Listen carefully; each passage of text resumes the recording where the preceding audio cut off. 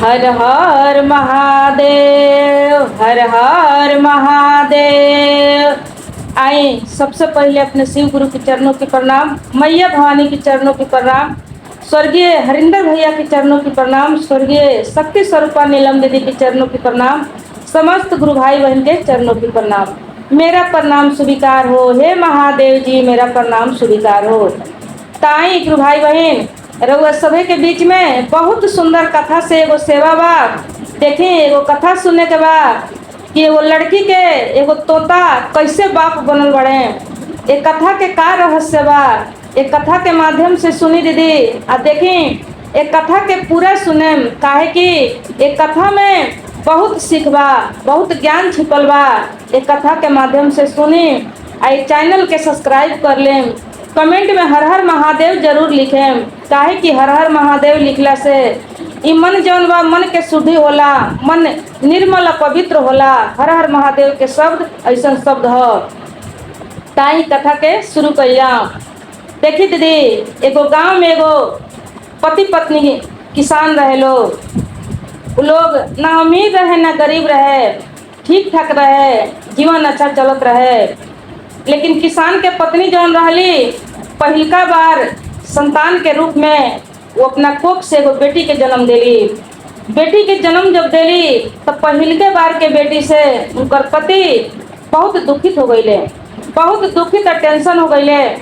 उनका बहुत मन में क्रोध हो गई बेटी के देख के, लेकिन कैसहू पके बर्दाश्त करके रहे लगले। लेकिन आत्मा में बहुत दुख रहे उनका। अब देखी उनकर दुखित स्थिति देख के उनकर पत्नी जौन बा उहो बहुत दुखित रहस कि पहला बार तो बेटी भइल बा, लेकिन एहू में हमरा पति के मन में कितना दुख बा। अब बेचारी बहुत दुख से रहे लगली। अब देखी धीरे धीरे कुछ दिन के बाद फिर से गर्भवती भइली तो भगवान से प्रार्थना कैली कि हे भगवान, अब की बार हमरा के बेटा दे देम, काहे कि पहलौटी बेटी में तो हमरा पति के ही हाल बा। यदि फिर से बेटी हो जाई तो ना जाने हमरा पति के कौन हाल हो जाई। अब देखिए गुरु बहना, संजोग बस फिर दोबारा उनका बेटिए हो जाता। काहे कि अपन अख्तियार नहीं है, अपना मंगला से कुछ ना होई, जौन बनौले रह जाई उहे बनिहारी मिली। फिर से उनका बेटी हो गई। जब बेटी हो गई तब की बार तक किसान के एकदम सकनाचूर हो गईले, बहुत ज्यादा अपना पत्नी पर नाराज हो गईले। अपना पत्नी पर नाराज होके बहुत उनका के बहुत कुछ सुनौले कहले, लेकिन बेचारी का करो, अपन अख्तियार तो बाना। अभी दोनों माई बेटी से एकदम मुंह फेर के रहस, कौनो अपन माया ममता लोग पर कुछ ना। बड़ा दुख में रहे लगली किसान के पत्नी, बहुत दुखित होकर अपन जीवन आ दोनों लड़की के संगे बितावे लगली। अब धीरे धीरे कुछ दिन के बाद तीसरका बार फिर से गर्भवती भइली। तीसरका बार जब गर्भवती भइली तो भगवान से फिर उहे बात कि हे भगवान, अब की बार हमरा के बेटा दे दे, ना तो हमार जीवन मुश्किल हो जाई। हम कौन ऐसा पाप कइले बानी कि हमरा खाली बेटी हो रहल बा। अब देखिए गुरु बहिना, अब तीसरका बार संजोग बस फिर उनका बेटी हो गई। जब फिर बेटी हो गई तब किसान के गुस्सा का बतावल जाओ, लागे कि उनका जिंदे वाले के चबा गली हैं, खा गली हैं तेह करके। लेकिन सब कुछ बेचारी सहन करके आँख से झरझर आंसू गिरावे लगली। अब कैसहू करके वो अपने घर में अपने पति के साथ में बहुत दुख से रहे लगली, बहुत दुखी जीवन जिए लगली। अब कैसहू करके धीरे धीरे कुछ समय बीतल तो फिर से वो गर्भवती भइली। जब फिर से गर्भवती भइली तो किसान जौन बाड़े, किसान अब की बार एकदम उनका के साफ साफ बोल दिले रहले, कहले कि देखो 3 गो तो भइल तो हम माफ करके तोहरा के रखले बानी, लेकिन अब की बार यदि बेटी हो जाई तो तोहरा के समझा कि हम तोहरा के तोहरा बेटी के सब केहू के घर में जिंदे गाड़ देम, तहनी के हम जिए ना देम। तोहरा वजह से बहुत दुख बा, हमरा बहुत टेंशन बा, ना जाने हम कौन पाप कइले बानी कि तोहरा के हमरा मिलल बा अपन जीवन साथी, अपना पत्नी बनावे के बहुत दुख बा हमरा। लेकिन देखी दीदी, दोनों के भाग से, दोनों के नसीब से बेटा चाहे बेटी चाहे धन चाहे सुख होला, ई नहीं के कहे के कि एक आदमी के भाग से दुख एक आदमी के, वो दोनों के कर्तव्य ऐसा होला, तब जाके भगवान वैसा जोड़ी मिलौले रहेले, बनौले रहेले। अब देखी, अब गर्भवती भइल बड़ी, धीरे धीरे दिन बीतता, मन में तो एकदम डर, जिंदा लाश के बराबर रहली, बहुत डर सतावत रहे कि ना जानब की बार का होई। देखिए गुरु बहिना, भले बेटी होला तो जन्म के बेरा तो सबके धन गिर जाला, सबके आत्मा में बहुत दुख होला, चाहे कितनो केहू अमीर होई, गरीब के तो भला बातें नहीं के पूछे के, कितनो केहू अमीर होई, लेकिन जब बेटी होई तो वो समय में एकदम मन जौन बा छोट हो जाला, सिर जौन बा वो झुक जाला। लेकिन देखिए गुरु बहिना, उहे बेटी जब बुढ़ापा आवेला, माई बाप जब बुढ़ाला तो उहे बेटी सहारा बनेला। काहे कि भले बेटी पराया घर चल जाला, बेटी अपना से दूर हो जाला, लेकिन फिर भी माई बाप के जब कोनो दुख सुनेला, कोनो परेशानी सुनेला या बीमारी हालत में, बेटिए आके सेवा करेला, बेटिए सब देख रेख करेला। अब देखी दीदी, एक और बात बा, जब माई बाप मर जाला, जब माई बाप मरेला तब बेटा पतो जौन बा जब रोएला तो टोला में के लोग जानेला, लेकिन जब बेटी के खबर जाला, जब बेटी आवेले आ गांव के बहरे से जब चिल्लाले रोएले, तब पूरा गांव भर के लोग जानेला। मरे के बेरा पूरा गांव भर के लोग जानेला कि फलनवा मर गइल बा, ओकर बेटिया रोते जा रहल बिया। गांव भर के लोग जानेला कि फलना के मृत्यु भइल बा एगो बेटी के वजह से। तो माई बाप के नाम पर रोवेला, बेटी बा, केवल बेटी, बेटा नहीं के दीदी। बेटा पूरा संपत्ति के मालिक होखे वाला बा, लेकिन माई बाप के नाम पर रोवेला आ पूरा गांव में जनावेला कि आज फलना के मृत्यु भइल बा, बेटी हो। बेटी के वजह से गांव भर के लोग जानेला कि केहू के आज मृत्यु भइल बा, बेटा के वजह से बस टोला भर के लोग जानेला। तो देखी दीदी, अब चौथका बार धीरे धीरे दिन कर जब नियराए लागल, तो सोचली कि ना जाने कि ये अंदर कोठरी में का बा, ये अन्हार घर में का बा, बेटा बा कि बेटी बा, ईंट बा कि पत्थर बा। अब सोचली कि हम अपना नैहर चल जातानी, कहीं संजोग बस बेटी हो जाई तब तो हमने के जियल मुश्किल हो जाई। बेटा भइल तो कोनो बातें नहीं थे, तो हम अब की बार अपना नैहर चल जातानी। अब वो का कैली कि अपना नैहर चल गई, कहली कि ये जी हमार तबीयत कुछ ठीक नहीं थे रहत, हम अब की बार अपना नैहर जातानी, बच्चा के जब जन्म हो जाई तब हम 10 दिन 20 दिन बीती तो हम आए। कहले कि ठीक बा, लेकिन अइह कब, जब बेटा रही तब बेटा के साथ में लेकर अइह, बेटी रही तो तू अकेले अइह, मार दीह, गाड़ दीह, मुआ दीह, चाहे जे कुछ भी करिह, लेकिन बेटा होई तबे तू बेटा के साथ में लेके अइह। कहली कि ठीक बा, कोनो बात नहीं है। अब देखिए गुरु बहिना, नैहर चल गईली, नैहर चल गईली, मन ही मन भगवान के तो दोहरावते रहली, प्रार्थना करते रहली, लेकिन भइलू है जौना के डर रहे, भइलू है जौना के डर रहे। फिर वो बेटिए के जन्म दे देली, बेटी के जन्म दे देली तो जिंदा लाश के बराबर हो गईली। कुछ समझ में ना आवे, अपना हाथ में मृत्यु भी नहीं है कि अपना प्राण के त्यागस, अब का करस। थोड़ा दिन रहली, 12 दिन 15 दिन रहली, 12 दिन आदमी सोयरी में रहेला बितौली।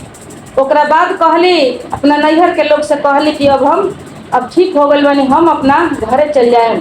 नैहर के लोग से कुछ ना बतौली, कहली अपन बेटी उठौली और वहाँ से चल देली। जब बेटी उठौली चल देली तो देखिए गुरु बहिना, गई बड़ी डोम के घरे, डोम के घरे जाके एगो बहुत सुंदर छोटा सा चंगेली बनवा लेली, और चंगेली बनवा के अपना लड़की के वही में सुता देली, और सुता के देखी चल गई नदी में, और नदी में जाके वो लड़की के अपना दहवा देली। वही गंगा माई में सौंप के कहली कि हे गंगा माई, हे देवी देवता, अब रउआ सब है देले बनी इनका के, तो रउए सब इनका के समझम कि का हुई ना हुई। हम अब इनका के पहले से तो पाप कैले ही बनी, लेकिन आज फिर हम अब पाप कर रहे बनी अपना पति के वजह से। काहे कि यदि हम जाता नहीं तो हमार 3 गो बेटी पहले से बा, आई 4 गो, एगो हम 5 गो के हत्या हो जाई। 5 गो के हत्या हो जाई तो हम एगो के मार के कम से कम 4 गो के बचावल चाहता नहीं। कहीं हमरा के मार दी है 3 गो हमार बेटी बच जाई तो उस सबके बहुत दुख होई, तो उससे हम 3 गो बेटी के या 4 गो हम अपना के मिला के बचावे के चलते हम एगो के आज हत्या कर तनी पाप कर रहल बनी। अब एकरा बारे में रउए सब समझेम। अब देखी गुरु बहिना, अब वहाँ से वो लड़का दहवा के चल दिले बड़ी। अली अपना घरे आके कहली अपना पति से, कहली देखी जौन भइल ह तौन चल गई ह, जौने रहिया आई रह उहे रहिया गई ह। कहले कि का रहे, कहली कि जौना बात के डर रहे उहे रहे। अब देखी दीदी, अब लड़का दहत दहत जब गई बा तो वही नदी के घाट पर एगो तोता रहले। तोता जब देखले तो तोता के अंदर आत्मज्ञान रहे, आत्मज्ञान रहे, उनका सब अंदर से अनुभव रहे, उनका बोले के ढंग रहे, सब मालूम रहे। अब देखें वो तोता उड़ के जाके और चंगेली पर बैठ के उस चंगेली के किनारा ले अले, अब किनारा लिया के ओकरा के उठा के लेके उड़ गईले। उड़ के अले जौना पेड़ पर उ रहत रहले वही पेड़ के नीचा देखें संजोग बस एगो महात्मा जी के कुटिया रहे, वही में एगो महात्मा जी रहत रहले और ओकरा ऊपर उ तोता रहत रहले। और महात्मा जी के वजह से वो तोता जौन बा दिन रात भक्ति भजन कथा सत्संग सुन के वो तोता ज्ञानी हो गई रहले। देखी दीदी, तोता एगो ऐसन पंछी ह, सुगा एगो ऐसन पंछी ह कि ओकरा के जब सिखावल जाला बोले के, जौन सिखावल जाला उ सीख लेला, बोले के भी सीखेला आ सब कुछ समझे के भी सीखेला। तोता के एगो प्रजाति ऐसन जाति ह, ऐसन पंछी है तोता। तब तोता सब सीखले रहले। अब देखिए उनका के उठा के ले गए अपना डाल पर रखे लगले और उनकर देख रेख करे लगले। तब तक महात्मा जी के नज़र पड़ल, महात्मा जी के नज़र पड़ल तो तोता से कह के वो बच्ची के मंगवले नीचा। तोता कहले कि ये लड़की के आज से बाप हम बनी, जाके नदी में से ना जाने कौन ऐसन पापी माई अभागिन माई ये लड़की के छोड़ दिले रखियो, आज से तोता के बाप हम बनी, उनकर प्रवस्ती हम करें। अब देखिए गुरु बहिना, अब वो तोता वो लड़की खातिर सब व्यवस्था करे लगले और तोता के सहारा से और महात्मा जी के सहारा से वो लड़की वही जब पोसाए लगल, दोनों जने मिल के ऊपर पालन पोषण करे लगल। वो तोता हर चीज के सुविधा वहाँ ले आके प्रदेश सब कुछ ले आवस। पंछी रहले कहीं उड़ के जास, कहीं से कुछ ले आवस, कहीं से कुछ ले आवस, एकदम अपना बेटी के जैसन। अब बाबा जी तो वहाँ देखते रहले, कपड़ा लत्ता खाना पीना दूध सब कुछ लिया के धो देस तोता, सब लिया के अपना बेटी के बहुत दिल से बहुत प्रेम से पोसे लगले। उनका अंदर इतना ममता रहे कि जौन एगो इंसान के ना रहे, जौन इंसान जन्म देवे वो इंसान के ना रहे, उतना वो तोता के अंदर आत्मा रहे, मन रहे। अब देखी ऐसा ही करते करते पोसात लड़की 15-16 बरस के हो गई। जब 15-16 बरस के हो गई तो एक दिन के बाद था कि वही कुटिया में वही नगर के राजा के बेटा राजकुमार वही कुटिया में बाबा जी के दर्शन करे अले, कुछ ज्ञान लेवे अले। जब कुछ ज्ञान लेवे अले तो लड़की के ऊपर नज़र पड़ गई। लड़की के नाम रहे रूपा। लड़की बहुत सुंदर रहे, जही नाम रहे वही न सुंदर रहे। अब लड़की के ऊपर जब नज़र पड़ गई तो वो राजकुमार वो लड़की के देख के मोहित हो गए। कहले वो महात्मा जी से कि ये लड़की कैसन हो, ये लड़की से हम शादी करे के चाहतनी, ये लड़की से हम बियाह करें। ये लड़की के देख के हमरा मन में प्रेम के भाव जाग गइल बा। महात्मा जी कहले कि लड़की हमार ना हो, ये लड़की एगो तोता के हो। तोता के मर्जी के बिना हम कुछ नहीं कह सकत। जब तक तोता ऑर्डर ना दिए तब तक उतने देर में तोता आ गए। तोता जब आ गए तो सुनले कि ऐसे ऐसे बात बा, राजकुमार कहत रहे शादी करे के, तो तैयार हो गए। तोता कहले कि लड़की हो, लड़की के तो शादी करही के पड़ी, और जब राजकुमार मिल गए तब ये से सुंदर का चाहे। अब देखिए गुरु बहिना, राजकुमार जाके अपना माई बाप से कहले। अब माई बाप पहले तो इनकार भइल, लेकिन लड़का के खुशी खातिर उ लोग भी तैयार भइल, लड़की के देख सुन कैलक, बड़ा धूमधाम से बहुत सुंदर से लड़की के विवाह हो गई। लड़की के विवाह हो गई, अपना ससुराल में गईली। ससुराल में जब गईली तब बड़ा सुख से चैन से रहे लगली।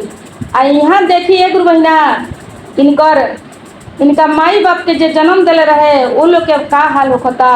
3 गो लड़की तक केहूँ पोसा पला के ओहू लड़की सबके बड़ा दुख देके, बहुत गरीब गरीब घर में देख के सब कुछ रहते हुए ऐसा बात ना रहे कि वो किसान के कुछ ना रहे, सब कुछ रहे, लेकिन फिर भी वो लड़की संचय के कहीं कहीं देख के एकदम मुँहदुबर लड़का से, गरीब गरीब लड़का से कहीं कहीं जाके बियाह कर दिले, केहू तरह करके वो लोग के बियाह कर दिले रहले। आ बहुत कहियो लड़की सन से अपन प्यार दुलारू लड़की के ना दिले रहले, वो तीनों के बहुत दुख से वो लड़की जिया रही सन। आ वो लड़की सन के बियाह कैले, आ ओकरा माई के भी उतने सतावत रहले। अब देखी धीरे धीरे जब 15-16 बरस बीत गई रहे तो ये लोग के बुढ़ापा आ गई रहे। तीनों लड़की के शादी हो चुका रहे। अब बुढ़ापा अइला के बाद में भगवान के लीला, सब इनका देह में जौन बा दुख बीमारी हो गई रहे, सब धन दौलत जौन बा वो सब उड़ा गई रहे, सब बिका गई रहे, सब कहीं गिरवी रखा गई रहे। वो के वजह से बहुत इनका गरीबी आ गई रहे। बेटी दामाद भी जौन रहे गरीब रहे, उके अपना जिए के ठिकान न रहे। तो ये लोग के का देखी, अब बहुत गरीबी आ गई रहे। अब गरीबी के वजह से ये लोग के ऐसा स्थिति आ गई है कि दोनों जने के भीख मांगे के पड़ गई रहे। अभी भिखारी बन गई रहे लोग।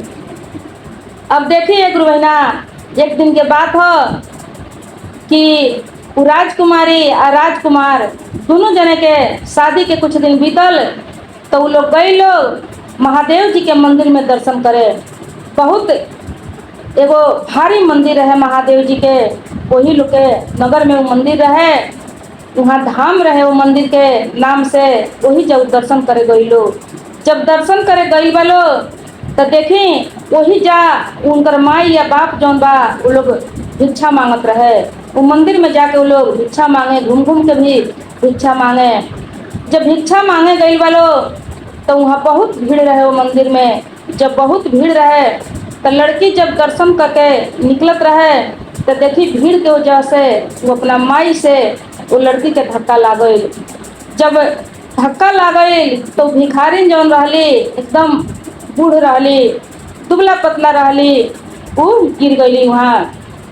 जब गिर गई तो वो बेहोश हो गई तो लड़की जौन बिया देख के उनका के वही जा रुक गई और रुक के उनका के उठावे लागल। माई माई कहे लागल कि ये माई केंग हो गई तहरा, का हो गई तहरा। अब देखी अब बहुत देर के बाद वो होश में अली। जब होश में अली लड़की के चेहरा पर जब उनका नजर पड़ता तो देखिए गुरु बहिना, उनका अंदर से ममता छलक उठता। अब कहतरी ये बेटी तू के हो का हो। अब देखिए गुरु बहिना, वो लड़की के बावे नाक के सिके गाल पर एगो काला तिल रहे जन्म के बेर से। वो तिल जौन बा वो तिल के ऊपर जब उनका नजर पड़ल तो उनका अंदर ममता के एगो भाव छलक गई। अब जब लड़की माई माई कहलस कि ये माई का हुआ तहरा, कैसे गिर गई हो, माफ कर हमरा के, हम जानबूझ के ना गिरौनी हो। अब देखें अब वो कह तारी कि ये बेटी तू के हऊ जो हमरा के माई कह तारू। कहली कि देखो हम एगो राजकुमार के पत्नी हैं, तू हमरा से गिर गई हो, वही से हम तारा के माई कहतनी। हमरे वजह से धक्का लागल हो, लेकिन हम जानबूझ के तोरा के धक्का ना लगौनी हो। कहतरी कि ये बेटी ये बताओ कि तू राजकुमार के पत्नी हो, तहार नैहर कहाँ बा। वो दौड़ दौड़ के तिल देखस और वो जौन अपना बेटी के जन्म दे रही वो तिल भी उनका याद पड़े। वो देख के उनका मन में बहुत कुछ भाव उठे लगल उनकर नैहर ससुरा जाने खातिर। अब कहतरी कि ये बेटी ये बताओ तोहर नैहर कहाँ बा। अब उनका दौड़ दौड़ के मन पड़े यह बात कि हमरो बेटी के ऐसा ही तिल रहे, हमरो बेटी यदि आज रहित तो इतने बड़का भई रही और ऐसा ही ओकरो गाल पर बामे अलम तिल रहे। अब कैसन रही चेहरा, कैसन रही थी तो पता नहीं थे, लेकिन ऐसा ही तिल रहे। अब कहली कि हमार नैहर ए माई, हमार नैहर मत पूछो। कहली कि काहे, जब राजकुमार के पत्नी हो तब कहीं राजा के बेटी होकबू। कहली कि ना, हम एगो तोता के बेटी हई, हम एगो तोता के बेटी हई। हमरा नैहर में केहू नहीं थे, हमर बाप एगो तोता बाड़े और वहाँ एगो महात्मा जी बाड़े, बस दू ही आदमी बा, हमरा दोसर केहू नहीं थे। अब इतना बात सुन के चकित हो गई लोग दोनों बूढ़ा बूढ़ी कि तोता कैसे एगो इंसानी बच्चा के जन्म दे सकता। कहली कि ए बेटी, तू अपना तोता बाप से और महात्मा जी से एक बार हमरा के मिला दो, हमरा के भेंट करा दो। महात्मा जी से हम भेंट करे के चाहतनी और तोता के भी देखे के चाहतनी कि तोता कैसे इंसानी बच्चा के जन्म दिले बा।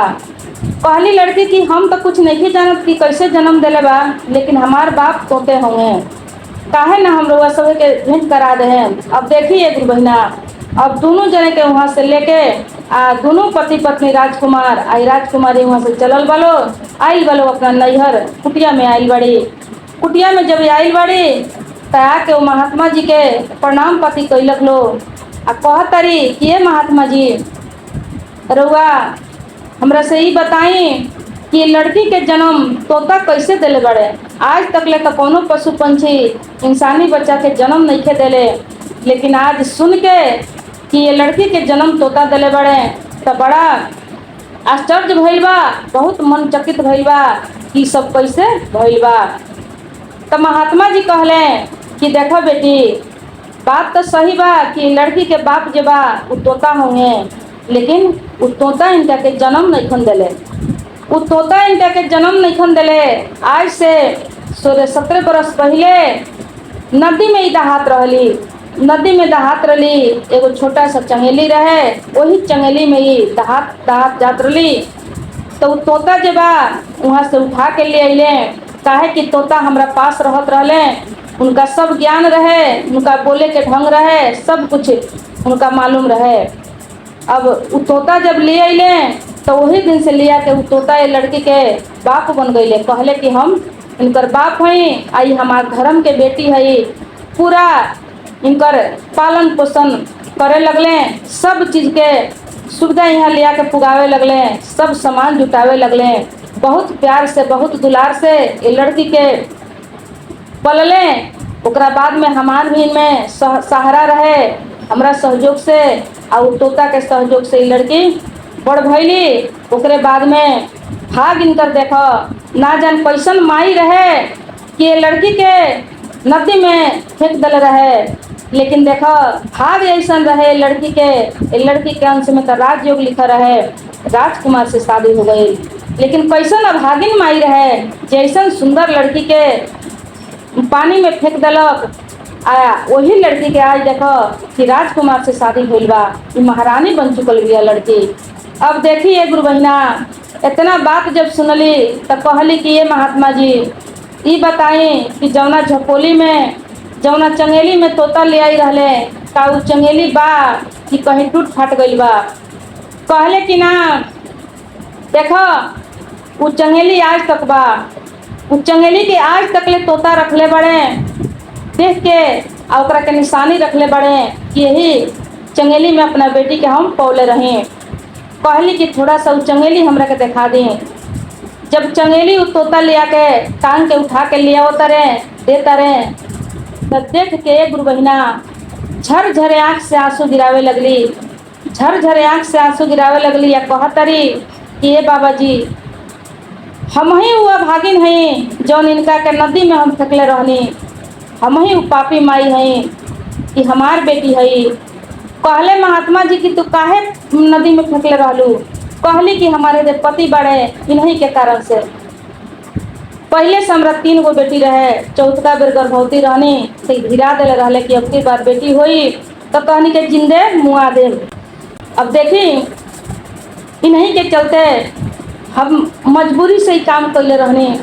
एगो माई ऐसा काम तो नहीं कर सकत, लेकिन बड़ा दिल के आत्मा के दुख से कि यदि ये बेटी के चलते सबके मुआ दी हैं तब 5-5 गो के हत्या हो जाई, तो काहे ना हमें एक ही गो के ठिकाना लगा दें, कम से कम 3 गो बेटी तो हमर बच जाई। अब वही से हमरा ये काम करे के पड़ल रहे। अब हम कैसे कैले रहनी वो हमर मन जानता, हमार दिल जानता।